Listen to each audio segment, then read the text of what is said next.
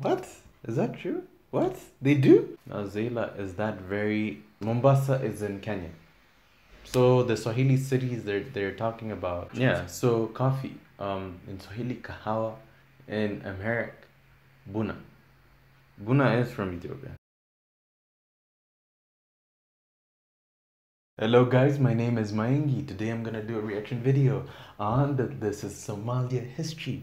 Oh, okay. I'm excited. I'm finally doing this. I'm a history fan. I love history. But first of all, before we do that, I'm gonna say if you like the content, like, share, and subscribe to the channel, and tell your friends, tell everybody about the channel.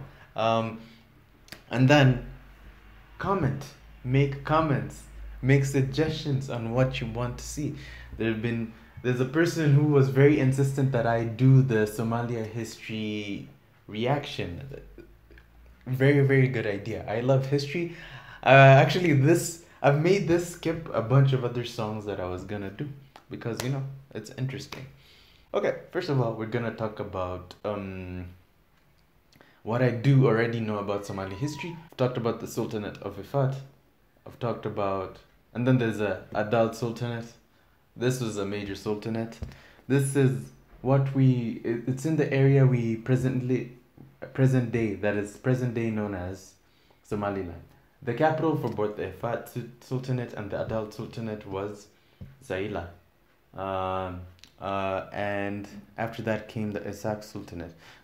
Down south there was also the Sultanate of Mogadishu, and then it was followed by a bunch of other sultanates. Yeah, that's what I know so far. Major historical figures are like Hawatako and Ahmed Gure. What other figures do I know that aren't very historical? I know Siad Barre. I know the current president of Somalia. He's not a historical figure. His name is Farmajo. I don't know if you're from a culture if Somalia is one of those cultures that pronounces J like Y or J. If it's a hard J. In Swahili, a J is a J. A Y is a Y. You can hear the dog in the background. That is Mui. Mui he cries a lot. I promise I take care of him well. Don't call animal welfare or whatever. Somalia is probably home to Africa's longest coastline. The capital is Mogadishu. Yeah. And Somalis live all over East Africa. I mean, yeah, it's obvious, but then you guys understand what I mean. They're not just in Somalia, they're all over. I mean, Kenyans are all over, but how do I explain this? You have Somalis are very prominent in Djibouti, and then in Ethiopia, the Somali region, Ogaden, is Somali inhabited. In Kenya, what we call the three counties, Mandera, Wajir, Garissa, Somali inhabited. Okay, let me just dive into this so that if there's something interesting, I could just react to it. A rich heritage, a bright future, Somali enterprise. I'm gonna start this video in 3, 2, 1. Okay, you have the Somali flag with a star. I'll guess the meaning. Blue represents water. Star, maybe hope. I don't know. I don't know what blue represents. If it's not water, then. Somalia is a country located on the east coast of Africa, forming the shape of a horn. The country was known as the land of gods to the ancient Egyptians, the land of the tallest men to the ancient Persians, the land of cinnamon to the ancient Greeks, the land of aromatics to the ancient Romans, and the land of the unicorn to the ancient Chinese. Frankincense, one of the gifts of the biblical three wise kings, came from ancient Somalia. To this day, the Roman Catholic Church still sources all of its incense exclusively from Somalia. What? Is that true? What? They do? Okay, I did not know that. The world's largest producer. Ancient Somalia. Frankincense? We're gonna have to look up what that is, because it is in the Bible. But First to domesticate camels in 2500 BC, and and spread it to ancient Egypt and the Middle East. Somalia today still has more camels than any country on earth. Okay, that part about camels I also did not know. Oh, it's interesting. In the valleys of Somalia, 5,000-year-old rock paintings depict one of the oldest horse riding cultures in the world. Horses were also an important unit in the cavalries of medieval Somali kingdoms. The horsemen in the kingdom of Adal, for example, wore protective armor for themselves and their horses, while the most famous horse in Somali history belonged to the Dervish king. The oldest surviving sewn ship in the world is the Somali Bedouin ship. It was historically used to ship important quantities of spices across the ancient world. Strabo credits the cinnamon people of ancient Somalia to be the first with the knowledge of the monsoons. The Somali people are one of the oldest Muslim nations in history. A 1,400-year-old mosque in the city of Zayla dates back to the very foundation of Islam. Now, Zayla is that very old city close to the border with Djibouti. I also love geography. When the early Muslims received refuge from the Aksumite Empire and the Horn of Africa, the medieval Silk Road gold trade between Africa and Asia was founded by Somali merchants from Mogadishu, who established a colony in modern Mozambique and extracted gold from the mines of the Mono-Motapa Kingdom of southern Africa. Madagascar was named after Mogadishu. Marco Polo, during his stay in Imperial China, confused the wealthy Sultanate of Mogadishu with the large island in the Indian Ocean.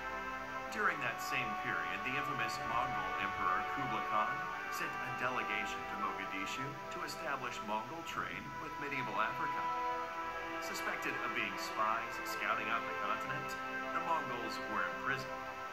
Kublai Khan then sent another delegation, and they, too, were imprisoned. This swift action by the Somali sultans most likely saved Africa from any further Mongol interest. The Somali Empire of Adal introduced cannon warfare to the African continent in its war against Abyssinia and the Portuguese Empire. So yeah, you have the Adal Empire. It was a very major empire. I think most people don't really talk about the other ones. The Adal one though, yeah, very prominent. Adal was also the first African power to defeat a European power on African soil since the Battle of Cannae between the Carthaginians and the Romans 1,800 years earlier. During the war, Cristobal da Gama, son of Vasco da Gama, was defeated and killed by the king of Adal. The Sultanate of Mogadishu minted its own coins, which have been found as far away as modern Iraq, Turkey, and Dubai. In the 1580s, a Somali fleet from the Ajuran Empire joined a Turkish fleet from the Ottoman Empire. Yeah, Ajuran Empire, also sort of like a, if I remember correctly, a descendant of the Sultanate of Mogadishu, if I remember correctly.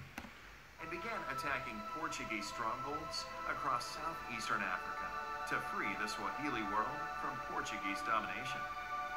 In the year 1660, the Portuguese... Now this, what you're seeing here is, it's a very old map of Mombasa. It's a very old depiction of Mombasa. Mombasa is in Kenya. So the Swahili cities they're talking about are, this one is particular, in particular is Mombasa. This painting was maybe from 1500s, maybe 1527, if I remember correctly. Surrender to a joint Somali-Omani force at Mombasa in modern Kenya. The only hydraulic empire in medieval Africa was the Somali Ajuran Empire. With a network of limestone wells, cisterns, and dikes, it successfully utilized two large East African rivers to project power. In the 13th century, a Somali explorer named Said of Mogadishu traveled to Arabia, India, and China. In the 14th century, a Somali explorer, Abdul Aziz of Mogadishu, became ruler of the Maldives. In the 15th century, a Somali saint founded a town across the Red Sea in modern Yemen, which grew into a formidable seaport. The first Muslim settlement in Sri Lanka was established by a Somali saint. Somali merchants introduced coffee to the world. Grown in modern Ethiopia, Somali merchants. Yeah, so coffee. In Swahili, kahawa. In Amharic, buna. Buna is from Ethiopia, but I did not know that it was Somali merchants who introduced it to the world. Imported the now famous stimulant from the Somali port of Berbera to Yemen. Now, Berbera. If you look at if you know the map, how the map looks like, you have Dir Dawa, and then if you head east, you go to Hargeisa, and then onward to Berbera in the north. Rest of the world in the 15th century. Somali merchants introduced exotic animals to Imperial China. The Somali word for giraffe is still used in China, Korea, and Japan. Two major medieval scholar families from So, I was doing the reaction to the rich heritage of Somalia, and then my video got cut off. I'm gonna continue in 3, 2, 1. Works in Islam and produced viziers, scientists, and scholars, serving the Mamluk sultans of Egypt, Damascus, and the Ottoman Empire. In the 18th century, Abdurrahman al-Jabarti recorded the Napoleonic invasion of Egypt. In southern Morocco, Somali merchants established one of the largest and most popular mosques. It's still known as the Somali Mosque. The oldest African community in the United Kingdom was established by Somali sailors. In the 19th century, Somali Sultan Ali Yusuf Kennedy raised an army from Arabia and carved out a kingdom in northeast Somalia. The only Muslim power in Africa during World War I was the Dervish state of Somalia. The Dervishes fought the longest anti-colonial war in African history and built fortresses across East Africa. SANAA, a Somali female commander, led one of the 7 divisions of the Dervish Okay, I want to know what her name is. I'm gonna look it up. Army. The Somali Republic is the only African country whose borders were created by Africans. In 1960, the northern and southern parts of modern Somalia formed a historic union to establish a new country. Women in Somalia voted in elections before women in Switzerland. The first head of state to peacefully relinquish power in Africa was the Somali president Aden Abdulli Osman. In 1962, future Somali President Ali Shamarke went on a state visit to the United States and was welcomed by President John F. Kennedy. Both presidents were assassinated in the 60s, despite their popularity with the masses. Two of Africa's and the Middle East's largest film festivals were the Mogadishu Film Festival and the Mogadishu Pan-African Film Symposium. The most expensive African film ever made is the 1982 4-hour-long epic, The Somali Dervish. Somalia's funky musical scene in the 1970s was popularly known as Moga Disco. One of Africa's first female fighter pilots was Osli Abade Hassan. Yeah, I've heard about her. Air Force, who soloed her first flight in 1976. In 1981, Kareem Abdul-Jabbar, the NBA's all-time leader in points, coached the Somali basketball team. During the African Championship in Mogadishu, the Somali team went from nobodies to continental heavyweights, jumping to Africa's top 3. Somalia was the first African country to sign a friendship treaty with the Soviet Union. 5,000 Somali soldiers and students at one point trained and studied in the Eastern Bloc. Soviet cosmonauts trained in Somalia to prepare for their missions in space.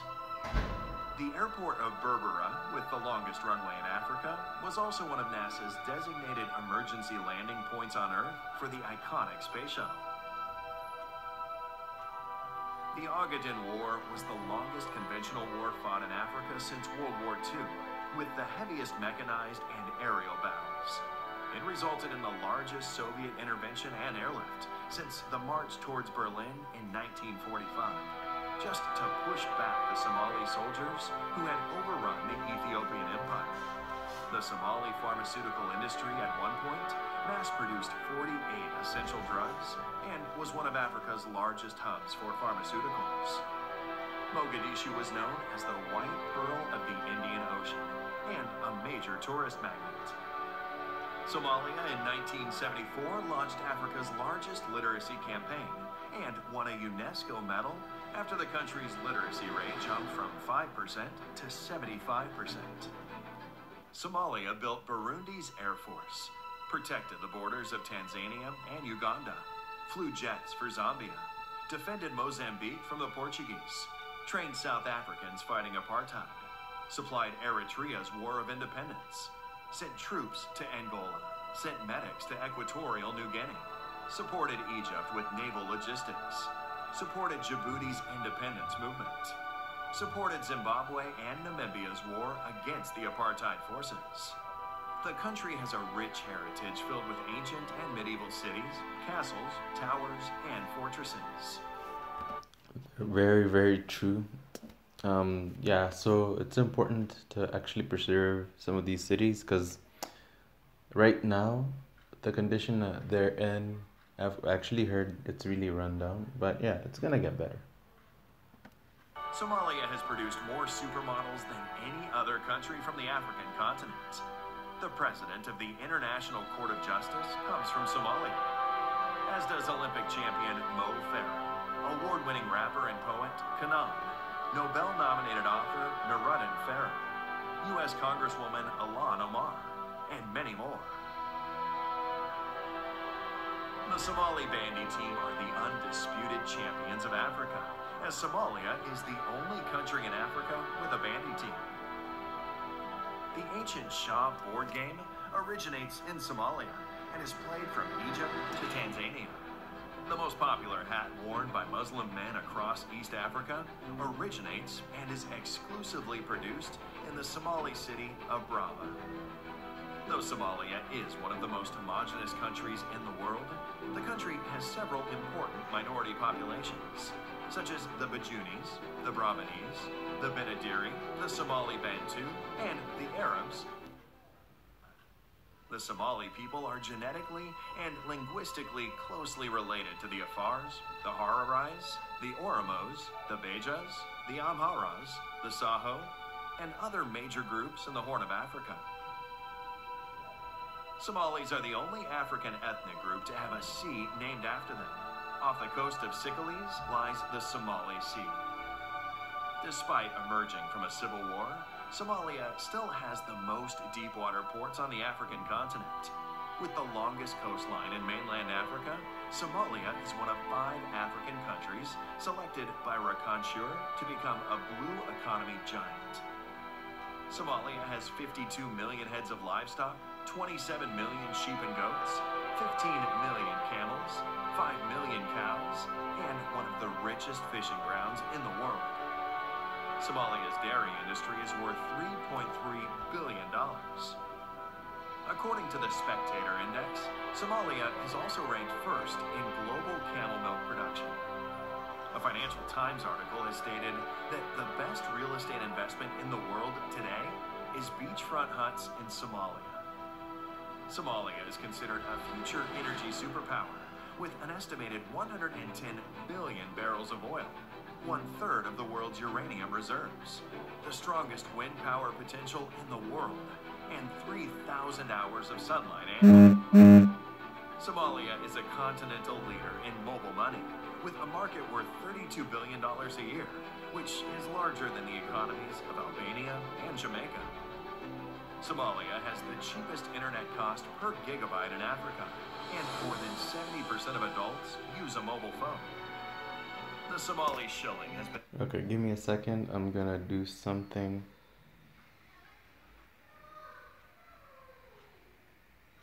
I'm gonna stop this for a second, then continue. 3, 2, 1. Best performing currency in the world between 2010 and 2020. Somali Airlines was the first airline flown entirely by African pilots. Mogadishu, the capital of Somalia, is the fastest growing city in Africa and is enjoying a major reconstruction boom. Somalia's Milky Sea is the largest bioluminescent area in the world, and with a total of 649 species, Somalia is a hidden bird watcher's paradise.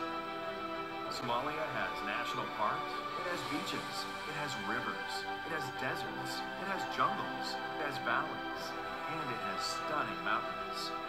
In 2020, because of its impressive economic reforms, Somalia has achieved debt relief and can finally focus on transforming the country and harnessing its vast potential. This is Somalia.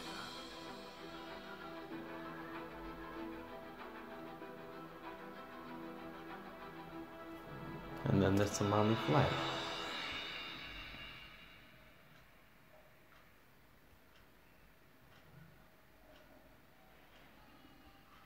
Okay, that is the rich heritage and the bright future of Somalia.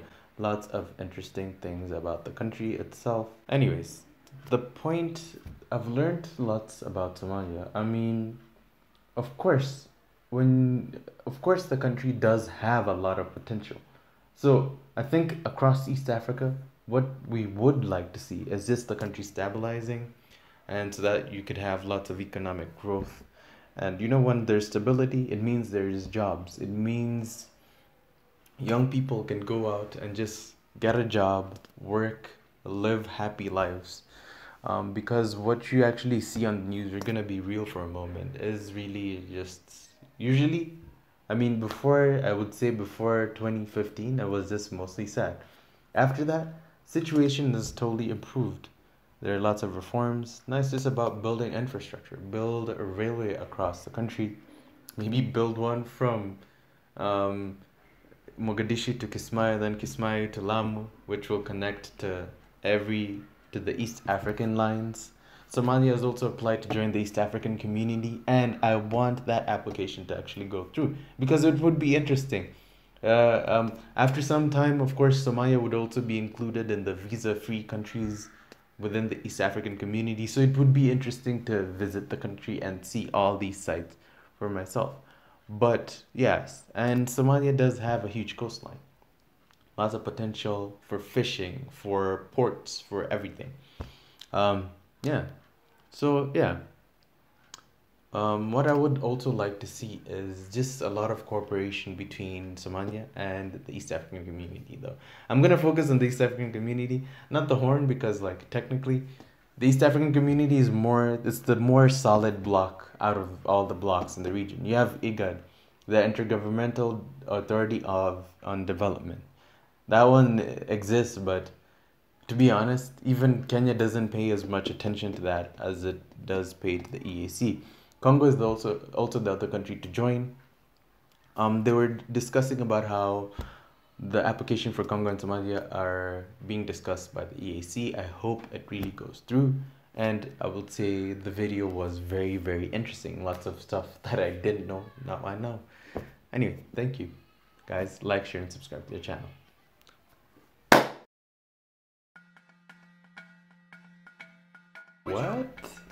What? Is that true? What? They do? Okay, I did not know that.